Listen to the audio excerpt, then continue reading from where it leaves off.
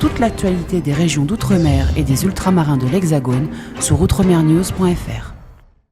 Un budget qui est sincère, un budget qui est volontariste, mais aussi prudent dans la mesure où nous avons mis exactement les dépenses que nous avons prévues.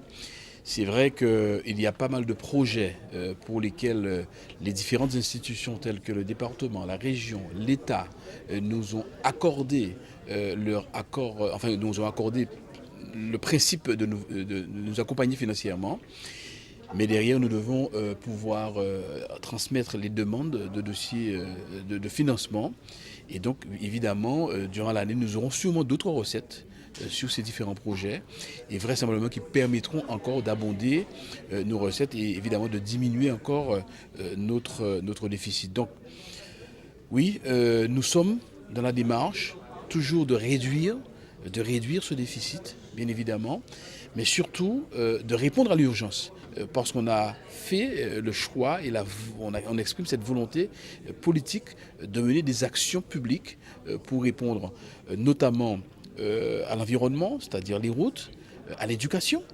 Dans les écoles, nous continuons à faire des travaux dans les écoles, mais bien évidemment aussi répondre à l'attente de la jeunesse, par exemple avec la modernisation du complexe de Valette, ce qu'on appelle le stade du Biot, mais en fait c'est un véritable complexe parce que nous allons réhabiliter les terrains de basket, de volley et aussi ajouter des vestiaires supplémentaires.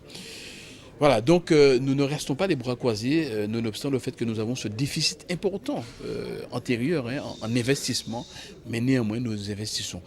Par exemple, l'an dernier, on a répondu à certaines urgences. C'est près de 250 000 € que nous avons investis sur le réfectoire de Valette parce qu'il y avait des équipements qui étaient déjà obsolètes. Voilà. Donc nous sommes effectivement dans une démarche volontaire mais prudente. Oui, vous avez employé effectivement le mot prudence. Pourquoi vous appuyez sur ce mot ?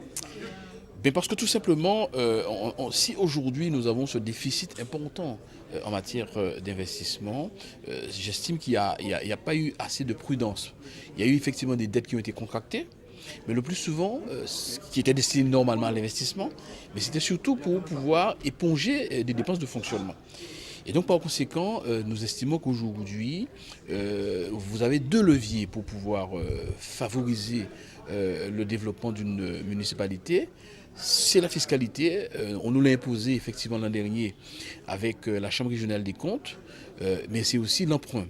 Alors vraisemblablement, nous allons effectivement, pour sortir encore plus rapidement de ce déficit, peut-être faire appel à l'emprunt pour cette année, mais c'est justement pour pouvoir répondre à nos investissements, pour pouvoir répondre à nos priorités en matière d'investissement telles que les routes, telles que les écoles, les bâtiments communaux, mais aussi pour pouvoir répondre notamment à la jeunesse.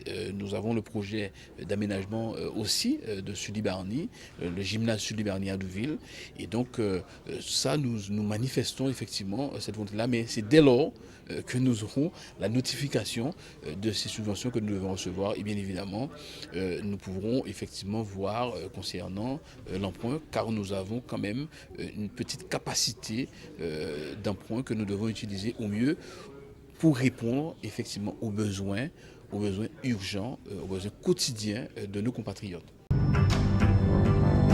Toute l'actualité des régions d'outre-mer et des ultramarins de l'Hexagone sur outremernews.fr.